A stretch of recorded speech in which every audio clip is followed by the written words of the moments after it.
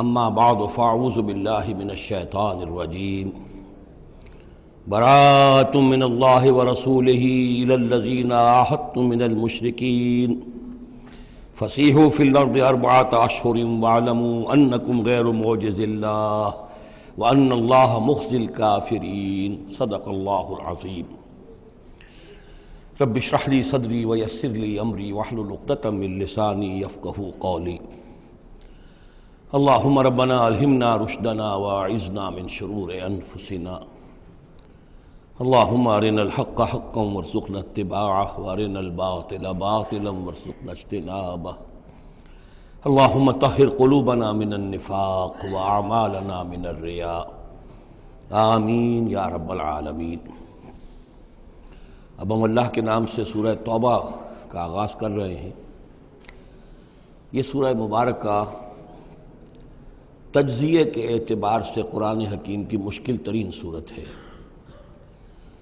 اس میں کئی خطبات ہیں جو مختلف مواقع پر نازل ہوئے ہیں، اور چونکہ قرآن مجید میں یہ چیز محفوظ نہیں ہے کہ کون سا خطبہ کس وقت نازل ہوا، اس کے حوالے سے بڑی تحقیق کی ضرورت ہوتی ہے، اور جن لوگوں نے اتنی تکلیف گوارا نہیں کی ہے وہ بہت سے مغالطوں میں خود بھی مبتلا ہوئے ہیں اور دوسروں کو بھی مبتلا کیا ہے۔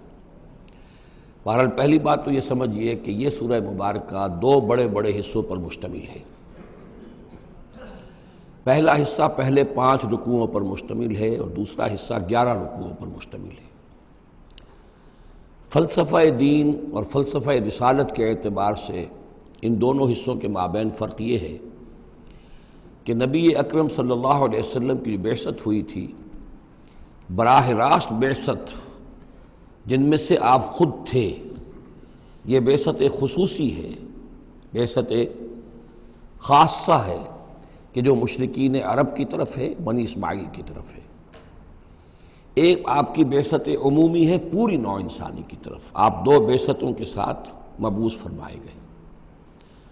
آپ کی جو بعثت خصوصی ہے الی اہل العرب، بنی اسماعیل، مشرکین عرب، چونکہ آپ انہی میں سے تھے اور انہی کی زبان میں آپ نے آخری اتمام حجت کر دیا، لہذا ان کے ضمن میں اللہ تعالیٰ کا جو قدیم قانون ہے رسولوں کے بارے میں کہ اگر کوئی قوم اس کی طرف رسول بھیجا جائے اور وہ اتمام حجت کر دے اور پھر بھی وہ قوم تسلیم نہ کرے تو اس قوم کو ہلاک کر دیا جاتا تھا، عذاب استیصال۔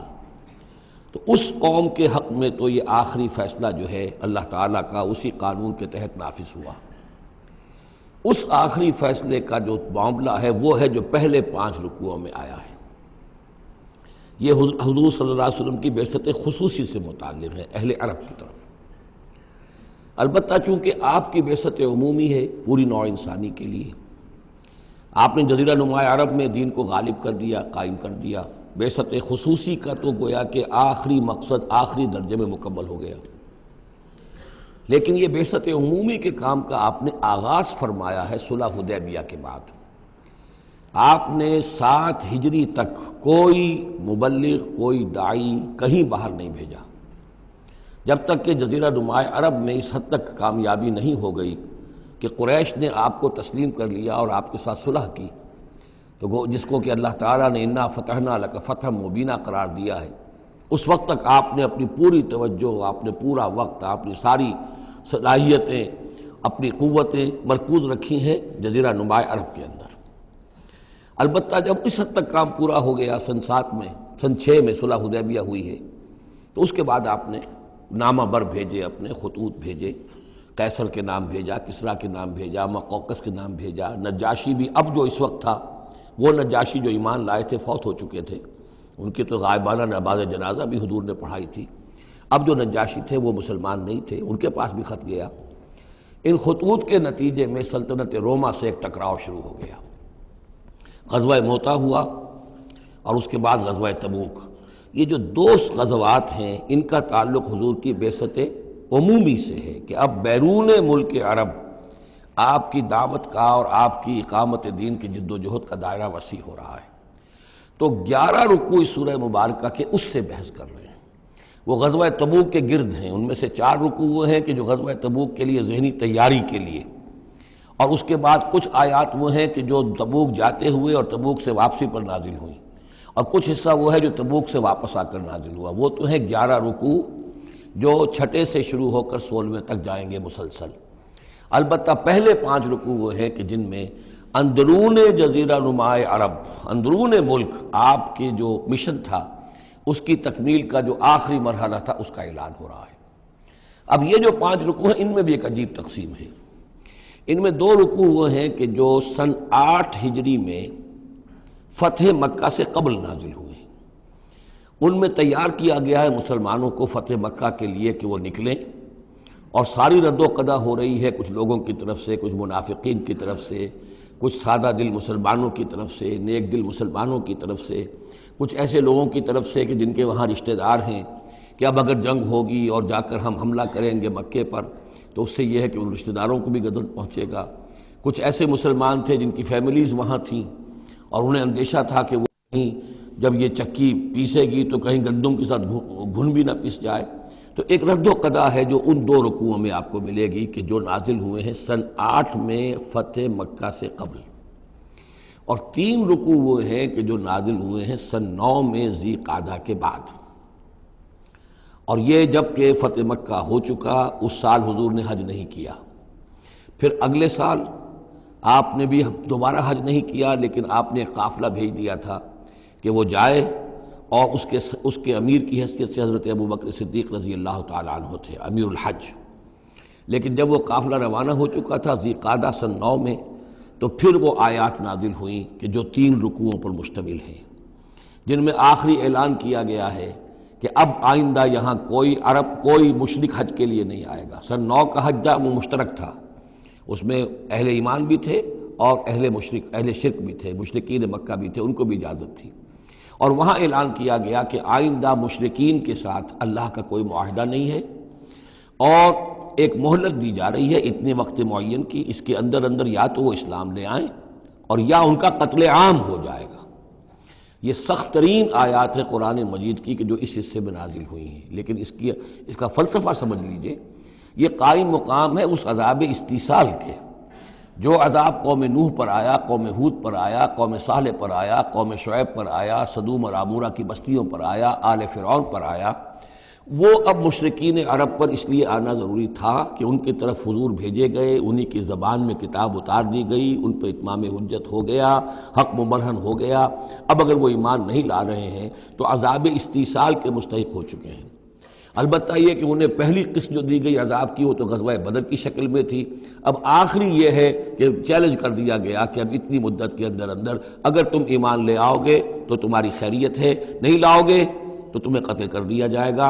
اور اس میں خود بخود امپلائڈ تھی یہ بات کہ اگر تم نہ ایمان لانا چاہو نہ قتل ہونا چاہو تو جزیرہ نماء عرب کو خیر بات کہہ کے چلے جاؤ، جہاں سینگ سمائے چلے جاؤ، اب عرب میں نہیں رہ سکتے۔ اس جزیرہ نماء عرب کو پاک کر دیا جائے گا شرک سے۔ تو 2 رکوع وہ 3 یہ۔ اب اس میں ایک اور کمپلیکیشن ہے، یہ 2 رکوع پہلے اور 3 رکوع بعد میں، ترتیب زمانی تو یہ ہے، ان 3 رکوعوں کا ایک رکوع پہلے نکال کے لے آیا گیا ہے۔ جیسے میں نے کہا تھا کہ سورہ انفال میں ایک آیت جو تھی کہ جو بڑی اہم تھی اور جو بڑی یوں سمجھیے کہ ایک حساس مسئلے پر تھی کہ مال غنیمت کا کیا ہوگا، اس کو پہلے لے آئے، حالانکہ اس کا اصل حکم، اس کی اصل بحث جو ہے وہ سورت کے اندر چل رہی ہے، جا کے وسط میں آ رہی ہے۔ اسی طریقے سے قرآن کا اسلوب ہے کہ جو خاص بہت اہم شے تھی، اگرچہ وہ ان 3 رکوعوں سے متعلق ہے جو بعد میں نازل ہوئے ہیں، لیکن ان کو پہلے سب سے پہلے صورت میں رکھ دیا گیا ہے۔ تو گویا کہ پہلے 5 رکوع بھی 3 حصوں میں ہیں۔ پہلا رکوع جو 6 آیات پر مشتمل ہے، یہ وہ 6 آیات ہیں جن کو دے کر حضرت علی کو بھیجا حضور نے صلی اللہ علیہ وسلم، وہاں جا کر حج کے اعلان کرو، اعلان عام کر دو میری طرف سے کہ اب مشرکین کے ساتھ کوئی معاہدے نہیں۔ اس کے بعد وہ 2 رکوع ہیں جو ایک سال پہلے جو ہے نازل ہوئے ہیں فتح مکہ سے قبل۔ پھر 2 رکوع وہی ہیں کہ جو ان 6 آیات کے تسلسل میں ہیں جو ذی قعدہ سن 9 ہجری میں نازل ہو رہے ہیں۔ تو یہ 3 حصوں میں پہلے 5 رکوع ہیں، لیکن ان 5 رکوعوں کا تعلق محمد الرسول اللہ صلی اللہ علیہ وسلم کی بعثت خصوصی کا جو تکمیلی مرحلہ ہے در حقیقت اس سے ہے۔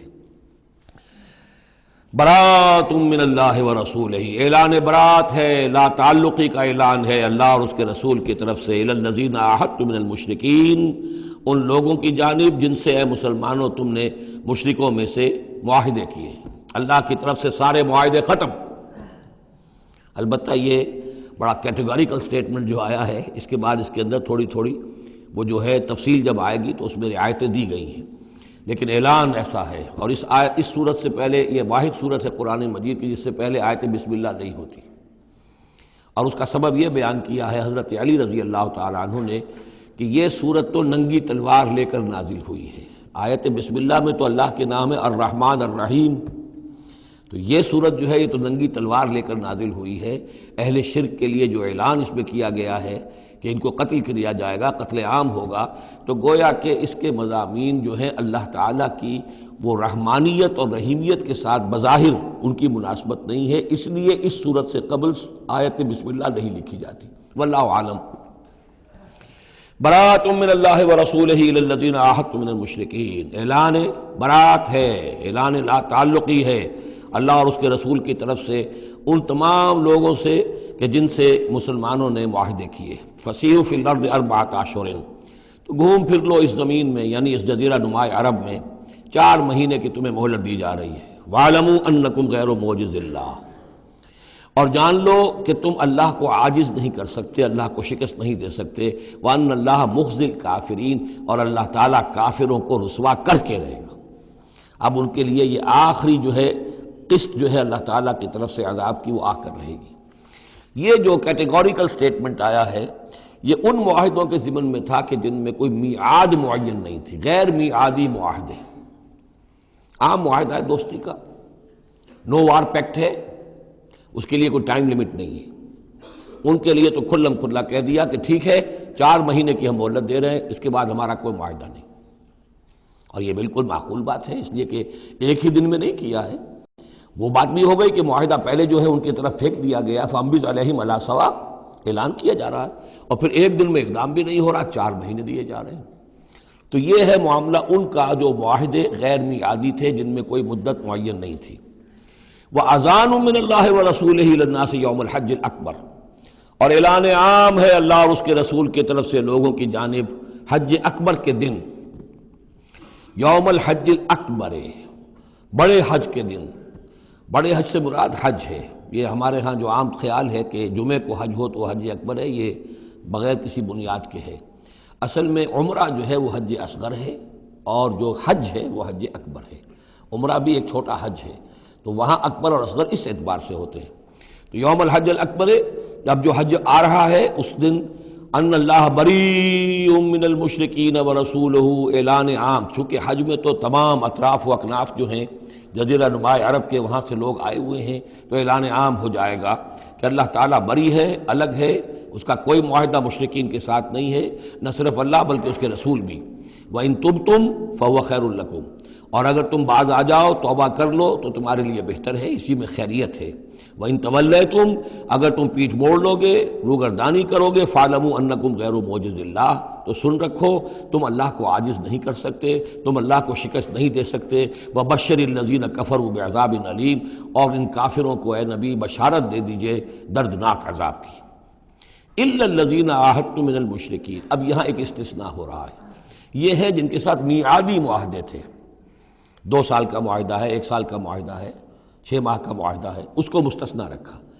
غیر میعادی معاہدہ تھا، یہ اعلان کر دیا اور 4 مہینے کی مہلت دے دی۔ جو میعادی تھا اس کو فرمایا الا الذین عاہدتم من المشرکین، ہاں اس کے سوا وہ لوگ ہوں گے کہ جن سے تم نے مسلمانوں مشرکین میں سے جن سے معاہدے کیے، ثم لم ینقصوکم شیئا، پھر انہوں نے کوئی کمی نہیں کی، کوئی شے جو ہے جو بھی شرائط تھی اس میں سے کسی میں کوئی کمی نہیں کی، وہ اپنے معاہدے کی شرائط کی پابندی کرتے رہے۔ وَلَمْ يُظَاهِرُوا عَلَيْكُمْ، اور نہ تم پر تمہارے دشمنوں کی کوئی مدد کی، احدن کسی کی بھی، فَأَتِمُّوا إِلَيْهِمْ عَهْدَهُمْ، تو ان کے لیے ان کی مدت مکمل کر دو، اِلَى مُدَّتِهِمْ، جو بھی مدت ہے، کسی کی 2 سال کی ہے، کسی کی 6 مہینے کی ہے، تو جو میعادی معاہدہ ہے اس کی بشرطے کہ ان کی طرف سے کوئی خلاف ورزی نہ ہوئی ہو تو ان کی مدت جو ہے وہ پوری کر دو۔ ان اللہ یحب المتقین، یقیناً اللہ تعالیٰ تقوی والوں کو پسند کرتا ہے۔ فَإِذَا انْسَلَخَ الْأَشْهُرُ الْحُرُمُ، جب یہ مہینے جو رعایت کے مہینے ہیں، پناہ کے مہینے ہیں، یعنی دو شکلیں ہو گئی، جیسے عورت کی جو عدت ہوتی ہے، فرض کیجئے کہ طلاق دی گئی تو ایک عدت تو یہ ہے کہ 3 ماہ جو ہے یا 3 حیض آ گئے، لیکن اگر وہ اگر حاملہ ہے تو وضع حمل تک وہ عدت رہے گی۔ اسی طریقے سے جن لوگوں کا کوئی میعاد مقرر نہیں تھی، ان کے لیے 4 مہینے مقرر کر کے اور ان کے معاہدوں کا اعلان کر دیا۔ جن کی میعاد مقرر تھی، کہا کہ جیسے ہی میعاد ختم ہوگی پھر معاہدہ نہیں ہوگا، اب یہ رینیو نہیں ہوگا، لیکن یہ کہ اس مدت کی تکمیل کر دی جائے گی۔ فَإِذَا انسَلَخَ الْأَشْهُرُ الْحُرُمُ، اور جب یہ محترم مہینے سمجھ لیجئے، اس لیے کہ اب یہ ان کے لیے جو امان کے مہینے ہیں جو تمہیں دے دیے گئے ہیں، جب یہ ختم ہو جائیں گے، فَاقْتُلُوا الْمُشْرِكِينَ حَيْثُ وَجَدتُّمُوهُمْ، تو قتل کرو ان مشرکوں کو جہاں پاؤ۔ یہ سخت ترین الفاظ ہیں۔ وَخُذُوهُمْ، پکڑو ان کو، وَاحْصُرُوهُمْ، گھیراؤ کرو ان کا، وَاقْعُدُوا لَهُمْ كُلَّ مَرْصَدٍ، اور ہر جگہ گھات لگا کر بیٹھو ان کو پکڑنے کے لیے۔ یہ آخری ہے جو گویا کہ ان کی رسوائی، اب ظاہر بات ہے یہ آیات پڑھ کر سنائی گئی، مشرکین موجود تھے، اس سے بڑی رسوائی اور کیا ہوگی؟ کس انداز میں اب انہیں چیلنج کیا جا رہا ہے، یہ رسوائی، واللہ مخزی الکافرین، اللہ ان کافروں کو رسوا کر کے رہے گا۔ حضرت علی کو بھیجا گیا اس لیے کہ قافلہ روانہ ہو چکا تھا، پھر یہ آیتیں اتری ہیں 6، تو ان آیتوں کو دے کر حضور نے بھیجا کہ علی جاؤ اور میرے نمائندے کی حیثیت سے حج کے اجتماع میں تم اعلان کرو، اس لیے کہ عرب کا رواج یہ تھا کہ کسی بڑی شخصیت کی طرف سے اتنا بڑا اعلان وہ کوئی اس کا قریبی عزیز کر سکتا تھا۔ تو وہ قافلہ حج جو ہے کہیں پڑاؤ پر تھا، درمیان میں حضرت علی پہنچے، امیر تھے حضرت ابوبکر رضی اللہ تعالی عنہ۔ تو جب حضرت علی وہاں پہنچے ہیں تو پہلا سوال کیا حضرت ابوبکر نے، امیر او مامور، آپ امیر بنا کر بھیجے گئے یا مامور؟ اگر تو مجھے معذور کر کے آپ کو امیر بنا کر بھیجا ہے حضور نے تو آپ یہاں بیٹھیے، میں ادھر بیٹھوں گا، لیکن اٹ مسٹ بی نون ہو از ہو، اور اگر آپ مامور ہیں میں ہی امیر ہوں تو بھی ٹھیک ہے، لیکن معلوم ہونا چاہیے۔ یہ نظم کا معاملہ ہے دین کے اندر، جماعتی زندگی، اور مسلمانوں کا حال یہ ہو گیا کہ سب سے زیادہ غیر منظم قوم دنیا میں مسلمانوں کی۔ یہاں یہ کہ آتے ہی پہلی بات یہ ہو رہی ہے امیرون اور مامورون، بات طے ہو جانی چاہیے، آپ امیر ہو کر آئے ہیں تو میں چارج دیتا ہوں آپ کو، اور مامور ہے تو مجھے معلوم ہونا چاہیے۔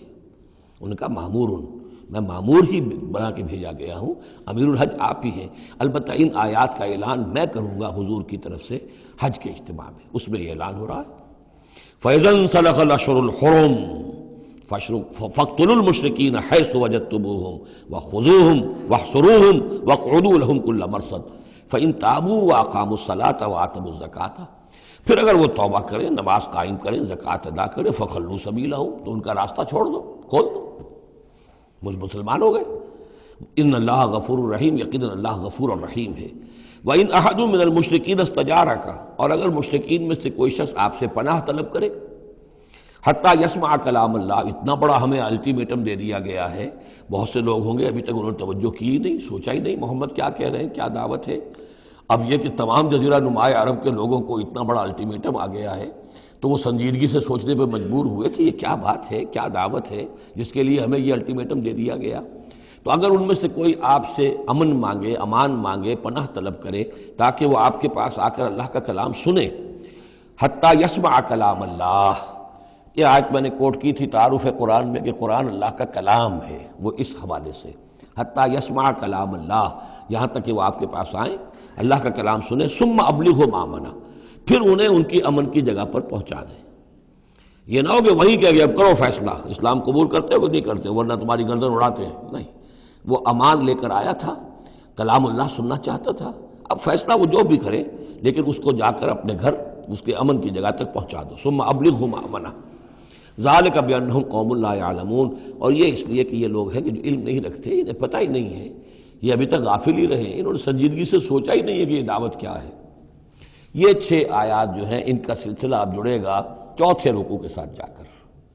اب جو دوسرا رکوع اور تیسرا رکوع آ رہے ہیں یہ ہے کہ جو سن 8 ہجری میں فتح مکہ سے قبل نازل ہوئے، اور اس میں مسلمانوں کو آمادہ کیا جا رہا ہے قریش کے خلاف جنگ کرنے کے لیے۔ اگرچہ جنگ بالفعل نہیں ہوئی لیکن کیا معلوم تھا، ممکن ہے خونریزی ہو جائے، ممکن ہے مکے کی گلیاں جو ہیں وہ خون کی ندیاں جو ہیں اس میں بہنے لگے، سارے اندیشے تھے۔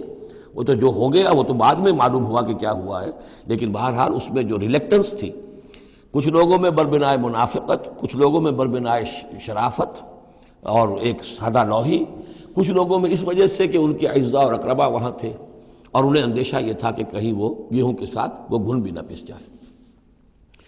کیف یکون للمشرکین عہد عند اللہ وعند رسولہ، اصل میں یوں ذہن میں رکھیے کہ جو صلح حدیبیہ ہوئی تھی اس کو خود قریش کے حلیف قبیلے نے توڑ دیا، اور اب حضور صلی اللہ علیہ وسلم سے سیرت میں آپ نے پڑھا ہی ہوگا کہ ابو سفیان جو سردار ہیں مکے کے، وہ آئے ہیں چل کر یہ درخواست لے کر کہ حضور اس صلح کی تجدید کر دیجئے۔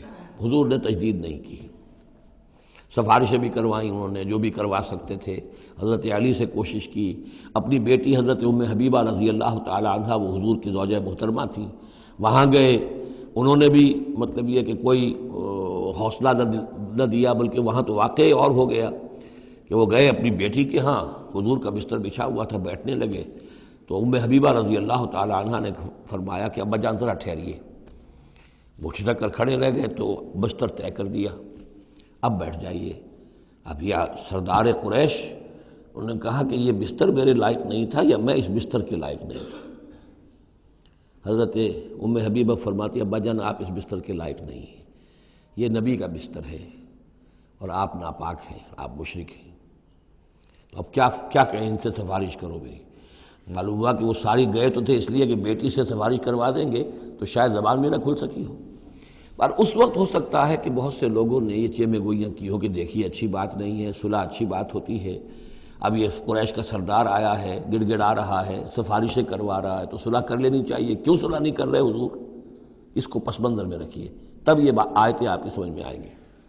کیف یکون للمشرکین عہد عند اللہ، کیسے ہو سکتا ہے مشرکین کے لیے کوئی عہد اللہ کے نزدیک، وعند رسولہ اور اس کے رسول کے نزدیک، الا الذین عاہدتم من المسجد الحرام، سوائے ان کے کہ جن کے ساتھ تم نے معاہدہ کیا تھا مسجد حرام کے پاس، صلح حدیبیہ، فما استقاموا لکم فاستقیموا لہم، تو جب تک وہ اس پر قائم رہے، سیدھے رہے تمہارے لیے، تم بھی قائم رہو، سیدھے رہو۔ ان اللہ یحب المتقین، لیکن اللہ تعالیٰ متقیوں کو پسند کرتا ہے۔ یعنی جب تک انہوں نے نہیں توڑا تھا معاہدہ، ہم نے بھی پیروی کی، ہم نے اس کی پوری پابندی کی، لیکن یہ کہ اب جب کہ ان کی طرف سے یہ توڑا جا چکا ہے تو اب کوئی دباؤ نہیں ہے، کوئی اخلاقی اصول نہیں ہے کہ لازماً معاہدے کی تجدید کی جائے، اب صورتحال کو دیکھنا ہے۔ حضور کو پورا اندازہ ہو چکا تھا کہ اب ان مشرکین میں اتنا دم نہیں ہے کہ وہ مقابلہ کر سکیں، تو معاہدے کا مطلب کیا ہوتا کہ کفر اور شرک کو ایک فریش لیز آف ایگزسٹنس دے دیا جائے۔ 10 سال کے لیے اگر معاہدہ کریں، 10 سال کے لیے کفر جو ہے ڈنکا بجائے گا مصر کے اندر، فائدہ کیا ہوگا اس حرم کے اندر اور مکے کے اندر، تو حضور کو پورا اندازہ تھا، اس لیے آپ نے تجدید نہیں کی۔ کیف وَإِن يَظْهَرُوا عَلَيْكُمْ، کیسے جبکہ اگر وہ تم پر کہیں قابو پا لیں، غالب آ جائیں، لا يرقبوا منکم الا ولا ذمہ، تو ہرگز لحاظ نہیں کریں گے نہ تمہاری قرابت کا نہ عہد کا۔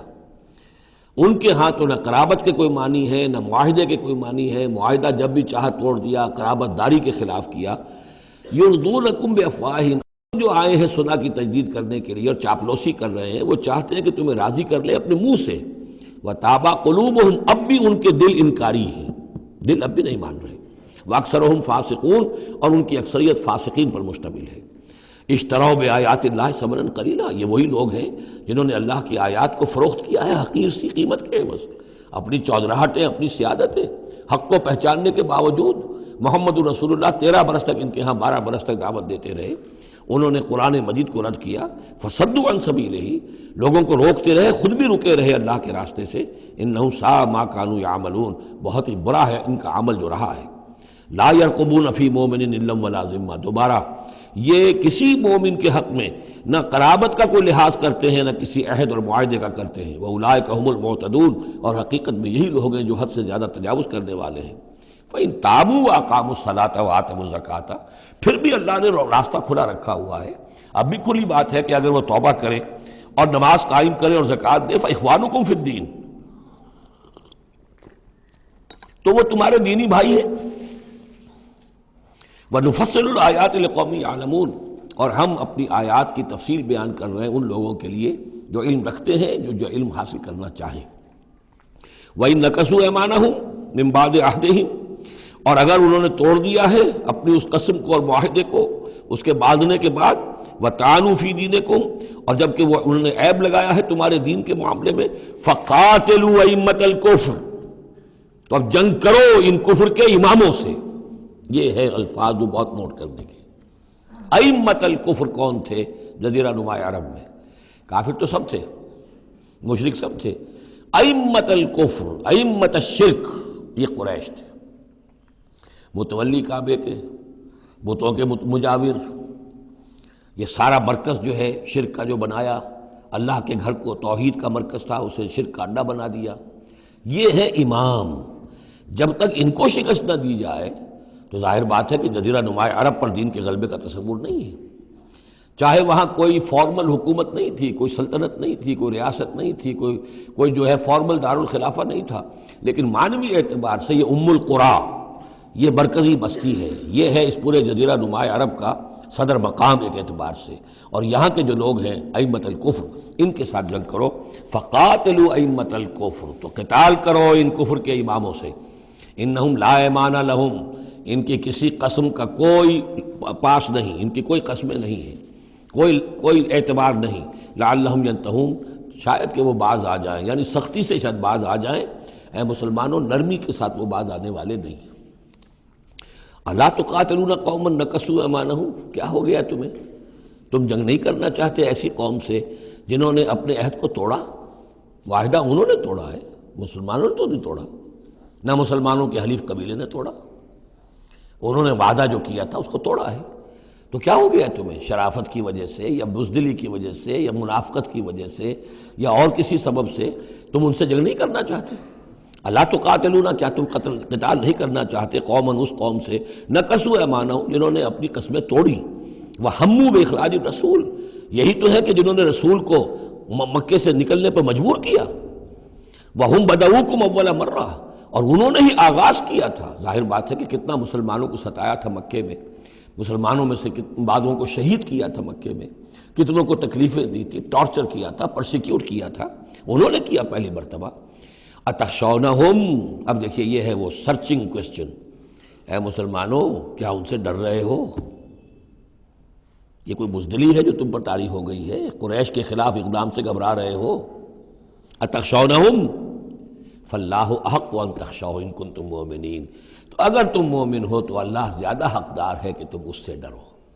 اب یہ اس کا حکم ہے، تمہیں اقدام آخری کرنا ہے۔ قاتلوہم، کرو جنگ ان سے، یعذبہم اللہ بایدیکم، اللہ تعالی عذاب دے گا انہیں تمہارے ہاتھوں، ویخزہم، اور ان کو رسوا کرے گا، وینصرکم علیہم، اور تمہاری مدد کرے گا ان کے خلاف، ویشف صدور قوم مومنین، اور اہل ایمان کے سینوں کو کی جلن کو دور کر دے گا، ٹھنڈک عطا فرمائے گا۔ یعنی اب بھی مکے میں ایسے لوگ تھے کہ جن پر ٹارچر ہو رہا تھا، وہ جو ضعیف تھے، جو نہیں کر سکتے تھے، سفر نہیں کر سکتے تھے، یا خواتین تھیں، تو ان کے اوپر جو بھی ظلم ہو رہے تھے، تو جب ان لوگوں کی اب درگت بنے گی تو ان کے بھی دلوں کو کچھ ٹھنڈک ملے گی، اور ان کو بھی کچھ نہ کچھ ان کے احساسات جو ہیں اس کے اندر کچھ سکون ہوگا۔ وَيُذْهِبْ غَيْظَ قُلُوبِهِمْ، ان کے دلوں میں جو غصہ بھرا ہوا، غم بھرا ہوا، اللہ تعالیٰ اسے نکالے گا۔ وَيَتُوبُ اللَّهُ عَلَىٰ مَن يَشَاءُ، اور اللہ توبہ نصیب کر دے گا جس کو چاہے گا توبہ کی توفیق دے دے گا۔ وَاللَّهُ عَلِيمٌ حَكِيمٌ، اور اللہ تعالیٰ علیم اور حکیم ہے۔ اب تیسری مرتبہ وہ آیت آ گئی ہے قرآن میں، ام حسبتم ان تترکوا، ام حسبتم ان تدخلوا الجنة ولما يأتكم مثل الذين خلوا من قبلكم مستهم البأساء والضراء وزلزلوا حتى يقول الرسول والذين معه متى نصر الله الا ان نصر الله قریب۔ اسی طرح پھر یہ آیت ہے 214 سورہ بقرہ کی، 142 سورہ آل عمران کی، ام حسبتم ان تدخلوا الجنة، اب یہ تیسری مرتبہ ہے، ام حسبتم ان تترکوا، یہ آیت نمبر 16 ہے، 1 اور 6 کو بھی جمع کریں گے تو 7 بنے گا۔ ام حسبتم ان تترکوا، تم چھوڑ دیے جاؤ گے، ولما یعلم اللہ الذین جاہدوا منکم، ابھی تو اللہ نے دیکھا ہی نہیں کون ہے تم میں سے حقیقتاً جہاد کرنے والے۔ دوسری قوموں کے خلاف جہاد کرنا اور تھا، اب اپنی قوم کے خلاف جہاد کرنے کے لیے جانا، ظاہر بات ہے کہ اس کے اندر ایک اور اضافی امتحان ہے جو اللہ تمہارا لے لینا چاہتا ہے۔ وَلَمْ يَتَّخِذُوا مِن دُونِ اللَّهِ وَلَا رَسُولِهِ وَلَا الْمُؤْمِنِينَ وَلِيًّا، اور دیکھ لینا چاہتا ہے اللہ کہ کون ہیں وہ لوگ کہ جو اللہ کے سوا اور اس کے رسول کے سوا اور اہل ایمان کے سوا کسی کے ساتھ دلی تعلق، دلی محبت اور دلی رازداری کا کوئی تعلق نہیں رکھتے۔ یہ رشتے جب تک کٹیں گے نہیں ایمان کی تلوار سے، اس وقت تک تمہارا خلوص جو ہے اللہ کے ساتھ اور دین کے ساتھ وہ کیسے ثابت ہوگا؟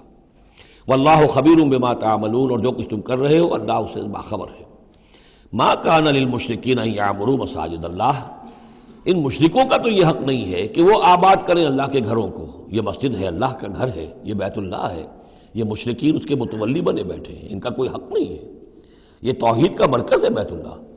ما کان للمشرکین، نہیں ان کا یہ حق، ان یعمروا مساجد اللہ، یہ متولی بنے بیٹھے ہوئے ہیں اس کے، شاہدین علی انفسہم بالکفر، اپنے اوپر کفر کی گواہی دیتے ہوئے، یعنی اعلانیہ کافر ہیں، مشرک ہیں، اور پھر اس بیت اللہ کے متولی بنے ہوئے۔ اولئک حبطت اعمالہم، ان کے سارے اعمال حبط ہو گئے، یعنی حاجیوں کی خدمت کر دی، پانی پلا دیا، یہ کر دیا، وہ کر دیا، ان کی کوئی حیثیت اللہ کی نگاہ میں نہیں ہے۔ ان کے جو شرک ہے اور کفر ہے اس نے ان کے تمام اعمال حبط کر دیے۔ وفی النار ہم خالدون، اور آگ ہی میں وہ رہیں گے ہمیشہ ہمیشہ۔ انما یعمر مساجد اللہ من آمن باللہ والیوم الآخر، مسجدیں اللہ کی مسجدوں کو آباد کرنا تو ان کا حق ہے جو ایمان لائے اللہ پر اور یوم آخر پر، واقام الصلاۃ، اور نماز قائم کریں، وآت الزکوٰۃ، اور زکوٰۃ ادا کریں، ولم یخش الا اللہ، اور نہ ڈرے کسی سے سوائے اللہ کی۔ فعسیٰ اولئک ان یکونوا من المہتدین، تو ایسے لوگ ہیں کہ جو جن کے بارے میں توقع ہے کہ وہ راہ یاب ہوں گے اور منزل مراد تک پہنچ جائیں گے۔ اجعلتم سقایۃ الحاج و عمارۃ المسجد الحرام کمن آمن باللہ والیوم الآخر، کیا تم نے حاجیوں کو پانی پلانا اور مسجد حرام کو آباد رکھنا اس کو برابر کر دیا ہے اس کے کہ جو شخص ایمان لایا اللہ پر اور یوم آخر پر، وجاہد فی سبیل اللہ، اللہ کی راہ میں جہاد کرے؟ یہ مشرکین مکہ، مشرکین قریش کیا کرتے ہیں؟ ان کا یہی کریڈٹ ان کا کیا ہے کہ جو ہے بیت اللہ کو آباد رکھا ہوا ہے، حاجی آ رہے ہیں تو ان کی خدمت کر رہے ہیں، انہیں دودھ پانی پلا رہے ہیں، تو بس یہی۔ تو کیا یہ چیزیں برابر ہو گئیں ان کے کہ جو ایمان لائے اللہ پر اور یوم آخر پر اور جنہوں نے جہاد کیا اللہ کی راہ میں؟ لا یستوون عند اللہ، یہ دونوں برابر نہیں ہیں اللہ کے نزدیک۔ واللہ لا یہدی القوم الظالمین، اور اللہ ایسے ظالموں کو ہدایت نہیں دیتا۔ الذین آمنوا وہاجروا وجاہدوا فی سبیل اللہ باموالہم وانفسہم، وہ لوگ جو ایمان لائے، جنہوں نے ہجرت کی، پھر جہاد کیا اللہ کی راہ میں اپنے مالوں سے اور اپنی جانوں سے، اعظم درجۃ عند اللہ، ان کا بہت بلند و بالا اور بہت عظیم رتبہ ہے اللہ کے نزدیک۔ واولئک هم الفائزون، اور حقیقت میں وہی ہیں کامیاب ہونے والے۔ یبشرہم ربہم برحمت منہ ورضوان، انہیں بشارت دیتا ہے ان کا رب اپنی رحمت، خاص اپنے خزانہ فضل سے رحمت کی، ورضوان، اور رضامندی کی، وجنات لہم فیہا نعیم مقیم، اور ان باغات کی کہ جن کے اندر بہت ہمیشہ رہنے والی نعمتیں ہوں گی، خالدین فیہا ابدا، جن میں وہ رہیں گے ہمیشہ ہمیش۔ ان اللہ عندہ اجر عظیم، یقیناً اللہ تعالیٰ ہی کے پاس بہت بڑا اجر ہے۔ یا ایھا الذین آمنوا لا تتخذوا آباءکم واخوانکم، اب چونکہ کچھ مسلمانوں کو جیسا کہ میں نے عرض کیا یہ ہوگا کہ آخر وہ ہمارے باپ ہیں، وہاں پہ بھائی ہیں، اب یہ جنگ ہوگی، چلیے ابھی تک امید تھی کہ وہ لوگ شاید ایمان لے آئیں تو ہمارے ساتھ ہو جائیں، ابھی تک وہ ایمان نہیں لائے ہیں، اب اگر ادھر سے چڑھائی ہوگی ہمیں جانا پڑے گا، اپنے ہاتھوں جو ہے وہ اپنے رشتہ داروں کو، اپنے بھائی بندوں کو قتل کرنا پڑے گا۔ یہ چیز جو رکاوٹ بن رہی تھی، تو ذرا اب اس کے اوپر ایک ضرب لگ رہی ہے ان دو آیتوں میں، اور قرآن مجید کی اہم ترین آیتوں میں سے اگلی آیت ہے جو آئے گی اس کے بعد، آیت نمبر 24۔ یا ایھا الذین آمنوا لا تتخذوا آباءکم واخوانکم اولیاء، اے اہل ایمان، اپنے باپوں اور بھائیوں کو اپنے ولی اور دوست اور حمایتی مت سمجھو، مت بناؤ۔ ان استحبوا الکفر علی الایمان، اگر انہوں نے ایمان کے مقابلے میں کفر کو پسند کیا ہے، اگر اب بھی تمہارے دل میں ان کے لیے محبت ہے اور تمہارے دل میں وہ تعلق جو ہے موجود ہے، تو اس کا مطلب یہ ہے کہ پھر ایمان کے ساتھ رشتہ تمہارا مضبوط نہیں ہے، اللہ کے لیے غیرت نہیں ہے، دین کے لیے، توحید کے لیے غیرت نہیں ہے۔ یا ایھا الذین آمنوا لا تتخذوا آباءکم واخوانکم اولیاء ان استحبوا الکفر علی الایمان ومن یتولہم منکم، تو جو کوئی بھی ان کے ساتھ وہ ولایت کا تعلق رکھے گا، دوستی اور جو پشت پناہی کا، فَأُولَٰئِكَ هُمُ الظَّالِمُونَ، تو خود وہ بھی پھر ظالموں میں شریک ہو جائیں گے۔ اب وہ آیت آ رہی ہے، خاصی طویل آیت ہے اور یہ بہت ہی اہم آیت ہے۔ قل، اے نبی ان سے کہہ دیجئے، ان کان آباؤکم وابناؤکم واخوانکم وازواجکم وعشیرتکم واموال اقترفتموها وتجارۃ تخشون کسادها ومساکن ترضونها احب الیکم من اللہ ورسولہ وجہاد فی سبیلہ فتربصوا حتی یاتی اللہ بامرہ واللہ لا یہدی القوم الفاسقین۔ اے نبی ان سے کہہ دیجئے، اگر ہو تمہیں تمہارے باپ اور تمہارے بیٹے اور تمہارے بھائی اور تمہاری بیویاں یا بیویوں کے لیے شوہر اور تمہاری برادری رشتہ دار، اور وہ مال جو تم نے بہت محنت سے کمائے ہیں، جمع کیے ہیں، وہ تجارت جس کے مندے کا تمہیں خطرہ رہتا ہے، ڈرتے رہتے ہو، اور وہ حویلیاں اور وہ محل جو تم نے بنائے ہیں تمہیں بہت پسند ہیں، مساکن ترضونہا، اگر یہ 8 چیزیں محبوب تر ہیں، احب الیکم، ان 8 کی محبت زیادہ ہے تمہارے دلوں میں، من اللہ و رسولہ و جہاد فی سبیلہ، اللہ کی محبت، رسول کی محبت، اللہ کی راہ میں جہاد کی محبت، اگر یہ 3 محبتیں کم ہیں، وہ زیادہ ہیں، فتربصوا، تو جاؤ انتظار کرو، دفع ہو جاؤ، فتربصوا، جاؤ انتظار کرو، حتی یاتی اللہ بامرہ، یہاں تک کہ اللہ اپنا فیصلہ سنا دے، واللہ لا یہدی القوم الفاسقین، اللہ ایسے فاسقوں کو راہیاب نہیں کرتا۔ بہت سخت آیت ہے، بہت اہم آیت ہے، بڑی کیٹیگوریکل ہے۔ ہر شخص اپنے باطن میں ایک ترازو نصب کرے، اپنے باطن میں، کسی اور کو نہ ناپیے تولیے، یہ اپنے آپ کو تولیے۔ بل الانسان علی نفسہ بصیرہ، انسان اپنے آپ سے خوب واقف ہے۔ ایک میں ڈالیے پلڑے کے اندر یہ 8 محبتیں، باپوں کی محبت، بیٹوں کی، بھائیوں کی، بیویوں کی یا شوہروں کی، اسپاؤسز کی، یا اس کے بعد رشتہ داروں کی، اور 3 شکلیں ہیں مال کی، وہ مال جو جمع کیا ہے، اور وہ تجارت جو بڑی محنت سے جمائی ہے، اس کا مندے کا اندیشہ رہتا ہے، اور وہ گھر بنائے ہیں، محل بنائے ہیں، کوٹھیاں بنائی ہیں، ولاز بنائے ہیں، بڑے ان کو سجایا ہے، ڈیکوریٹ کیا ہے۔ اگر ان 8 چیزوں کی محبت تمہارے دل میں زیادہ ہے، اللہ کی محبت، اس کے رسول کی محبت، اللہ کی راہ میں جہاد کی محبت سے، یہاں یہ تیسری چیز ہے کانکریٹ۔ پہلی 2 تو آپ کہہ سکتے ہیں میرے دل میں بڑی محبت ہے، آپ کو کیا پتہ، ٹھیک ہے بھائی، ہو سکتا ہے ٹنوں محبت ہو اللہ کی آپ کے دل میں، اور رسول کا بھی عشق ہو سکتا ہے کہ ٹنوں ہو آپ کے دل میں، لیکن تیسری محبت تو نظر آ جائے گی، اللہ کی راہ میں جہاد کی محبت کتنی ہے۔ اگر یہ 3 محبتیں ہلکی ہیں، وہ پڑنا بھاری ہے، فتربصوا حتی یاتی اللہ بامرہ، تو جاؤ انتظار کرو یہاں تک کہ اللہ اپنا فیصلہ سنا دے، اور اللہ ایسے فاسقوں کو، ایسے ناہنجاروں کو، ایسے سرکشوں کو اللہ تعالی ہدایت نہیں دیتا۔ یہ سیلف اسیسمنٹ سکیم ہے، ہر شخص خود اپنا جائزہ لے، کہاں کھڑا ہے، اس کی allocation of time, allocation of energies, اپنی صلاحیتیں کہاں لگا رہا ہے، کہاں کھپا رہا ہے، کس کام میں لگا رہا ہے۔ اسی کو پھر علامہ اقبال نے ایک شعر میں جمع کر دیا ہے، یہ مال و دولت دنیا، یہ رشتہ و پیوند، بتان وہم و گما، لا الہ الا اللہ۔ مال و دولت دنیا کی 3 شکلیں، دولت جیسے بھی ہو، ایسٹس ہوں، بینک بیلنس ہو، سٹاکس ہوں، جو بھی ہو، یہ مال و دولت دنیا۔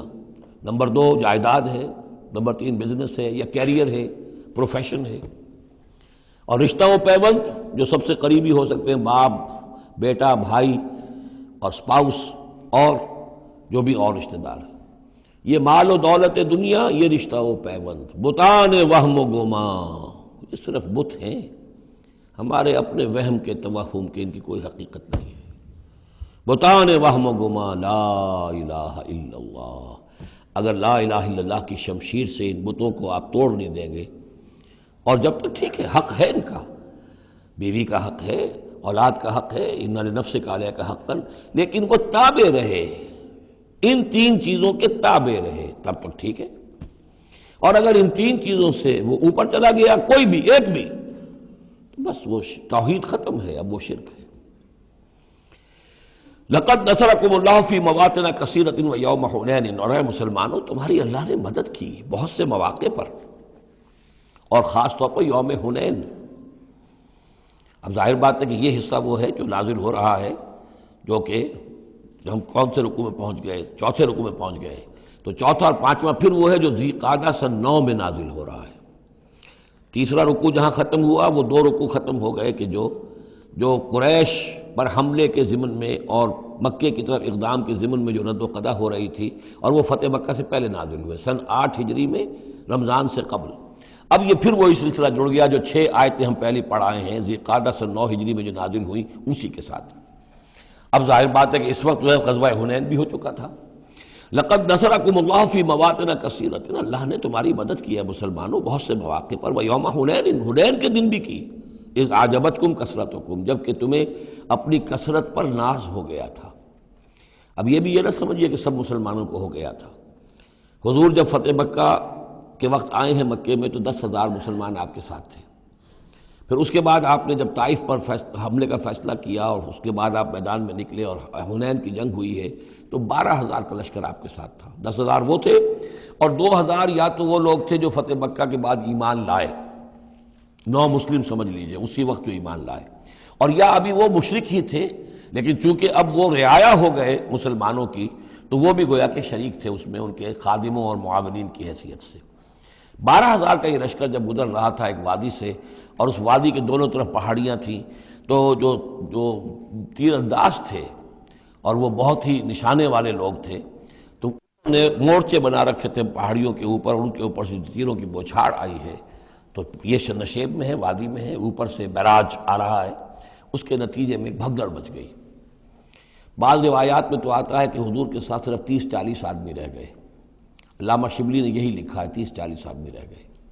لیکن سید سلیمان ندوی نے پھر اپنے استاد سے اختلاف کرتے ہوئے اسی میں سیرت النبی میں نوٹ دیا کہ نہیں 300-400 آدمی رہ گئے تھے. لیکن 300-400 آدمی بھی رہ جائیں 12,000 میں سے تو بھگدڑ بہت بڑی. اس وقت پھر حضور خود اپنی سواری سے اترے ہیں، علم اپنے ہاتھ میں لیا ہے، رجز آپ نے پڑھا ہے، انا النبی لا کذب انا ابن عبد المطلب، میں نبی ہوں اس میں کوئی شک نہیں، چاہے یہ 12,000 میرا ساتھ دے تب بھی نبی ہوں، کوئی ساتھ نہ دے تب بھی نبی ہوں، اور میں عبد المطلب کا بیٹا یعنی پوتا میدان میں موجود ہوں. اس پر پھر یہ کہ آپ نے لوگوں سے کہا کہ پکارو الیہ یا عباد اللہ، الیہ یا اصحاب الشجرہ، الیہ یا اصحاب البدر، کہاں جا رہے ہو اے بدریوں، کہاں جا رہے ہو اے جو صلح حدیبیہ کے وقت جنہوں نے مجھ سے بیعت کی تھی موت کی، بیعت رضوان، کہاں جا رہے ہو؟ پھر لوگ پلٹے ہیں، پھر فتح ہو گئی. اذ اعجبتکم کثرتکم، جب کہ تمہیں اپنی کثرت پر ناز ہو گیا تھا، فلم تغن عنکم شیئا، تو وہ کثرت تمہیں کچھ نہ بچا سکی، کچھ کام نہ آ سکی تمہارے. وضاقت علیکم الارض بما رحبت، اور تم پر زمین اپنی پوری فراخی کے باوجود تنگ آ گئی، تنگ پڑ گئی، تنگ ہو گئی. ثم ولیتم مدبرین، اور پھر تم پیچھے پیٹھ موڑ کر بھاگے. ثم انزل اللہ سکینتہ علی رسولہ، پھر اللہ نے نازل فرمایا اپنی طرف سے سکون اور تسکین اپنے رسول پر، وعلی المومنین، اور اہل ایمان پر. وانزل جنودا لم تروها، اور اس وقت بھی اللہ نے ایسے لشکر بھی اتارے جنہیں تم نے نہیں دیکھا. وعذب الذین کفروا، اور عذاب دیا کافروں کو. وذالک جزاء الکافرین، اور یقیناً یہ کافروں کا بدلہ یہی ہے. ثم یتوب اللہ من بعد ذلک علی من یشاء، پھر اس کے بعد بھی اللہ تعالیٰ توبہ نصیب فرما دے گا اپنے بندوں میں سے جس کو چاہے گا. اللہ غفور اور رحیم ہے. یا ایھا الذین آمنوا انما المشرکون نجس فلا یقربوا المسجد الحرام بعد عامهم ھذا، اہل ایمان یہ مشرک ناپاک ہیں، پلید ہیں، تو اب یہ اس سال کے بعد مسجد حرام کے قریب نہ پھٹکنے پائیں. سن 9 کا حج جو ہے کھلا تھا مشرکین کے لیے بھی اور اہل ایمان بھی گئے. حضرت ابو بکر کی زیر امارت قافلہ حج مدینے سے گیا، حضور نہیں گئے. اسی میں اعلان یہ بھی کر دیا گیا اب آئندہ سال سے کوئی مشرک قریب نہیں آ سکے گا، نہ بیت اللہ کے، بیت الحرام کے، نہ حج کے لیے آ سکے گا. لا یقرب المسجد الحرام بعد عامہم ھذا، اس سال کے بعد اب وہ قریب نہ پھٹکے مسجد حرام کے. وَإِنْ خِفْتُمْ عَيْلَةً، اب اندازہ ہوا ہوگا کہ یہ تو آتے تھے لوگ تو ہماری آمدنی ہوتی تھی، حاجی آتے تھے، قربانیاں کرتے تھے، کچھ اور نظریں چڑھاتے تھے، چڑھاوے چڑھاتے تھے تو ہماری آمدنی ہوتی تھی. وَإِنْ خِفْتُمْ عَيْلَةً، اگر تمہیں فقر کا اندیشہ ہو، فَسَوْفَ يُغْنِيكُمُ اللَّهُ مِنْ فَضْلِهِ، تو ان قریب اللہ تعالیٰ تمہیں غنی کر دے گا اپنے فضل سے انشاء، اگر وہ چاہے گا. ان اللہ علیم الحکیم، یعنی اتنی آئیں گی غنیمتیں تمہارے پاس کہ تم سے سنبھالی نہیں جائیں گی. حضور کے انتقال کے بعد چند سال کے اندر اندر سلطنت فارس اور سلطنت روما اور وہاں سے جو سیلاب آیا ہے مال غنیمت کا، تو حضور نے تو یہی فرمایا تھا کہ اے مسلمانوں، اس دنیا سے جاتے ہوئے آپ نے فرمایا تھا کہ مجھے تم پر فقر کا اندیشہ نہیں ہے، مجھے تو اندیشہ اب یہ ہے کہ تم پر دولت کے انبار آ جائیں گے تمہارے قدموں میں، اور پھر تم اس دولت کی وجہ سے ایک دوسرے کی گردنیں مارو گے۔ ان اللہ علیم الحکیم قاتل الذین لا یؤمنون باللہ ولا بالیوم الآخر ولا یحرمون ما حرم اللہ ورسولہ ولا یدینون دین الحق من الذین اوتوا الکتاب حتی یعطوا الجزیۃ عن ید وہم صاغرون۔ یہ آیت بھی فلسفہ دین کے اعتبار سے بہت اہم ہے۔ جنگ کرو ان لوگوں سے جو نہ ایمان رکھتے ہیں اللہ پر نہ یوم آخر پر، جو حرام نہیں ٹھہراتے جس کو اللہ اور اس کے رسول نے حرام ٹھہرایا، اور نہ قبول کرتے ہیں دین حق کی تابع داری من الذین اوتوا الکتاب، ان لوگوں میں سے کہ جن کو کتاب دی گئی تھی، حتی یعطوا الجزیۃ عن ید وہم صاغرون، یہاں تک کہ وہ اپنے ہاتھ سے جزیہ پیش کریں اور چھوٹے ہو جائیں، نیچے رہیں، تابع ہو جائیں۔ یہ فرق ہے جو کیا گیا ہے۔ مشرکین عرب کے لیے تو کوئی آپشن نہیں تھا، یا ایمان لاؤ یا گردن مار دی جائے گی، اس لیے کہ ان میں سے تھے حضور صلی اللہ علیہ وسلم، ان پر اتمام حجت بدرجہ آخر ہو گیا۔ لیکن یہ کہ باقی لوگوں کے لیے، نصارہ اور یہود کے لیے بھی، اور اسی کے تابع بقیہ پوری نوع انسانی ہے، تمام انسان، پھر فارس کے لوگ تھے یا ہندوستان کے لوگ تھے یا اور تھے، ان سب کے لیے قانون یہی رہا ہے۔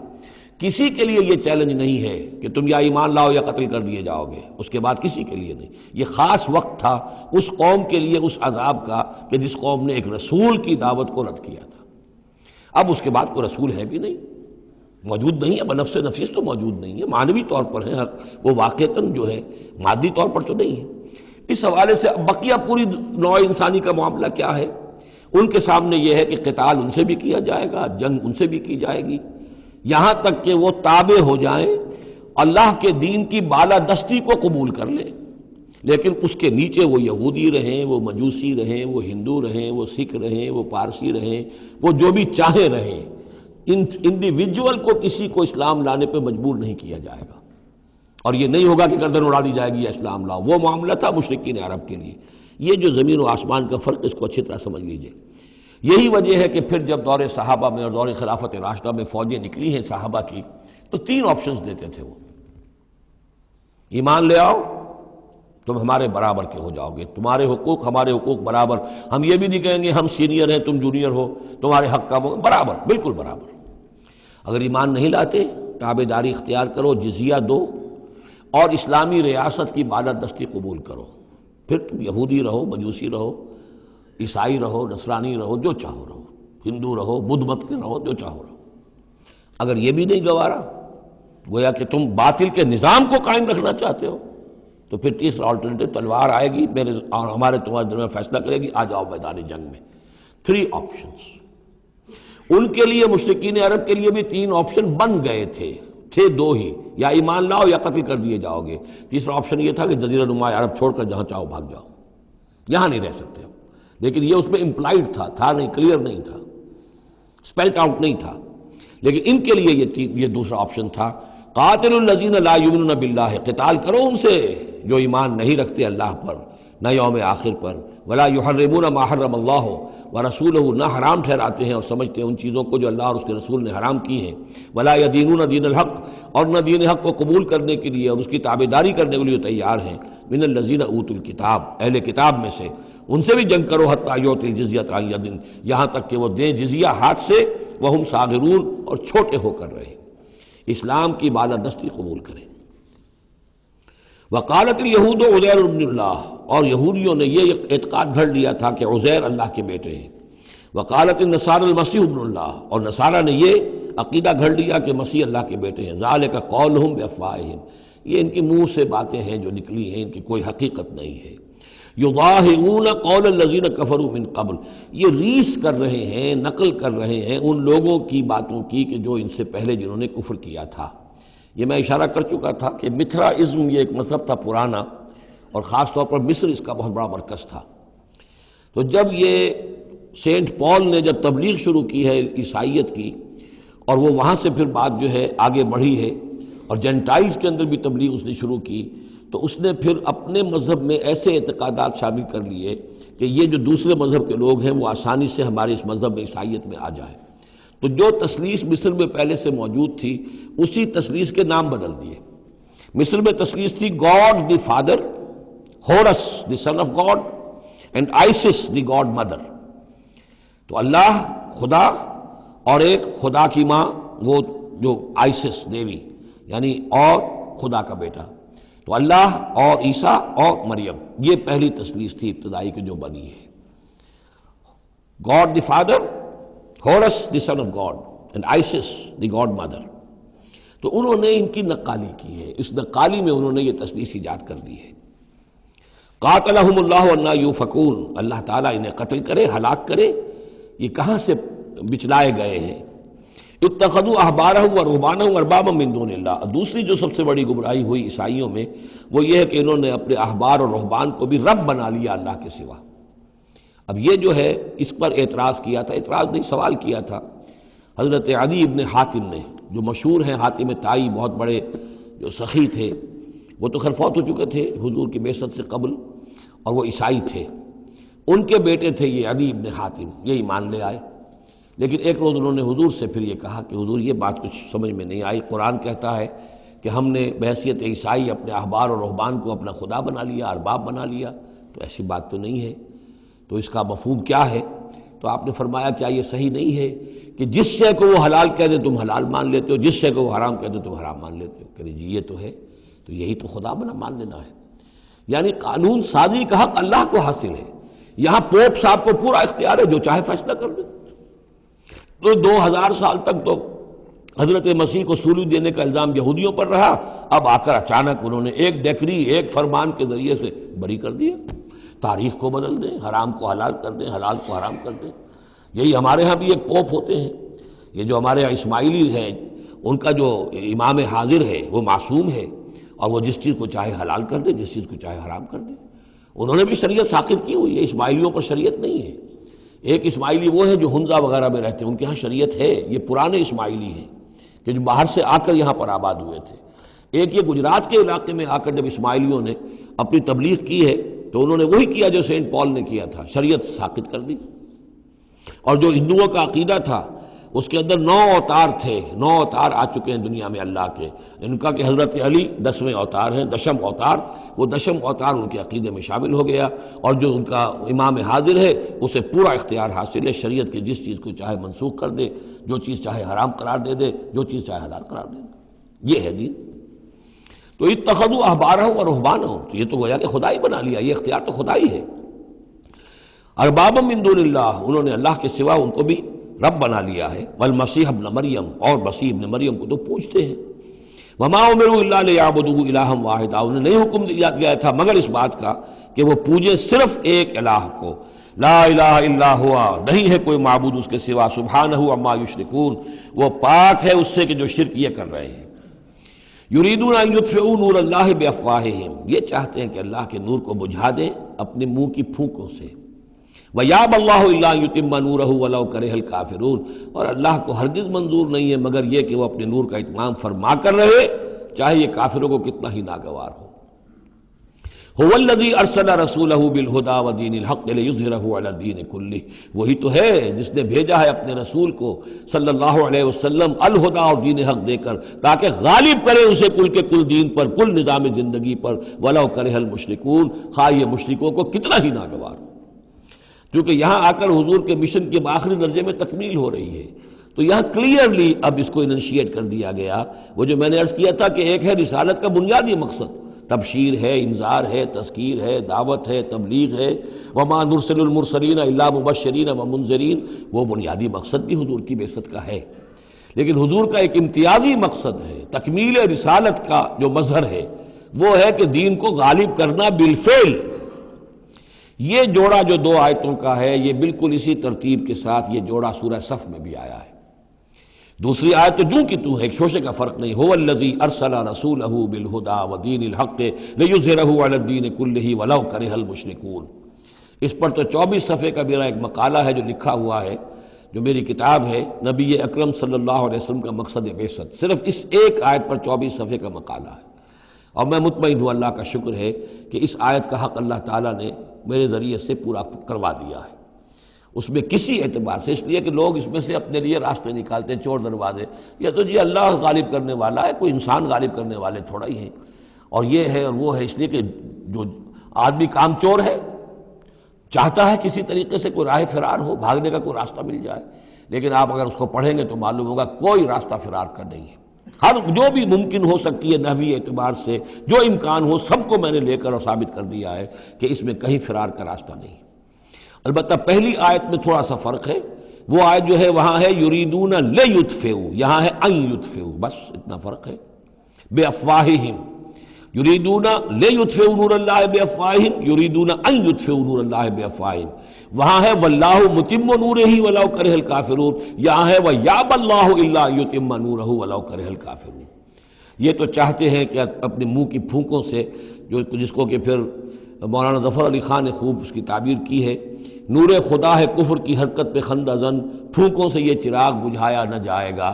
تو یہ جو چاہتے ہیں کہ اپنی منہ کی پھونکوں سے، اور اس میں ایک طرح کا طنز ہے، یہودی چونکہ سامنے آ کر مقابلہ نہیں کر رہے تھے تو یہ ایسے تھا کہ منہ کی پھونکوں سے بجھانا چاہ رہے ہیں، صرف سازشیں ہیں ان کی، اور جو بھی یہ کر رہے ہیں کبھی سامنے آ کر انہوں نے جنگ نہیں کی۔ یریدون ان یطفئوا نور اللہ بافواہہم واللہ متم ویابی اللہ الا یتم نورہ ولو کرہ الکافرون هو الذی ارسل رسولہ بالہدی ودین الحق لیظہرہ علی الدین کلہ ولو کرہ المشرکون یا ایھا الذین آمنوا ان کثیرا من الاحبار والرہبان لیأکلون اموال الناس بالباطل ویصدون عن سبیل اللہ والذین یکنزون الذہب والفضة ولا ينفقونها فی سبیل اللہ فبشرہم بعذاب علیم۔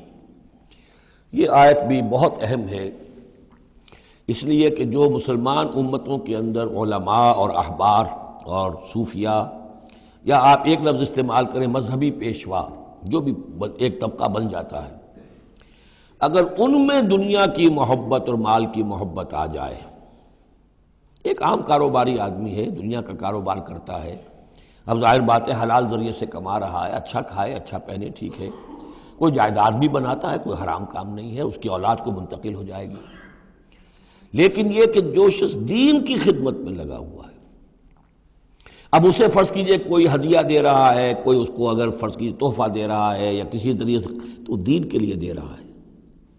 اگر یہ لوگ بھی اپنے پاس دولت جمع کریں، اگر یہ اپنی جائیدادیں بنائیں، تو یہ بدترین انسان ہے آسمان کی چھت کے نیچے کے۔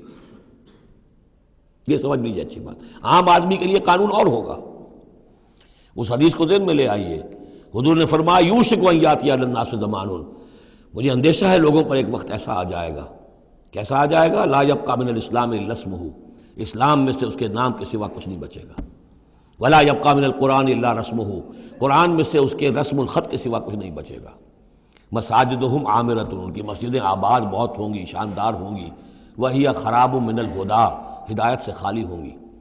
وعلماؤہم شر الناس تحت ادیم السماء، اور ان کے علماء آسمان کی چھت کے نیچے کے بدترین انسان ہوں گے۔ من عندہم تخرج الفتنۃ وفیہم تعود، انہی میں سے فتنہ برآمد ہوگا، انہی میں گھس جائے گا۔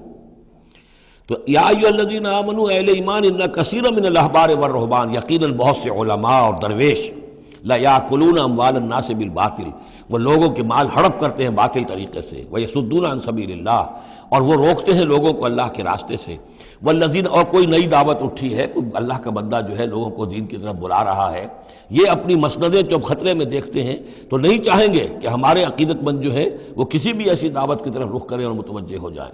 ان کی جائیدادیں بن رہی ہیں، بڑے بڑے ایسٹس بنا رہے ہیں، جب مرتے ہیں تو چھوڑ کر جائیدادیں جاتے ہیں، ان کی اولادوں کے پھر آپس میں مقدمے ہوتے ہیں، جھگڑے ہوتے ہیں۔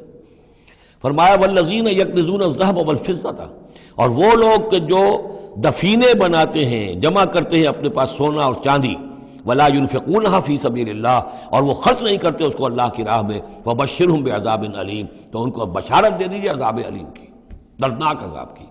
یوم یحمى علیہا فی نار جہنم، جس دن کہ ان کو تپایا جائے گا ان چیزوں کو جہنم کی آگ میں، فتکویٰ بہا جباہہم، اور اسی سونے اور چاندی کو تپا تپا کر اس سے پھر داغے جائیں گے ان کے ماتھے بھی، وجنوبہم اور ان کے پہلو بھی، وظہورہم اور ان کی پیٹھیں بھی، ھذا ما کنزتم لانفسکم یہ ہے جو تم نے کنز کیا تھا اپنے لیے، جو دولت جمع کی تھی، جو خزانے بنائے تھے، فذوقوا ما کنتم تکنزون تو اب مزہ چکھو اس کا جو تم نے کنز بنایا تھا۔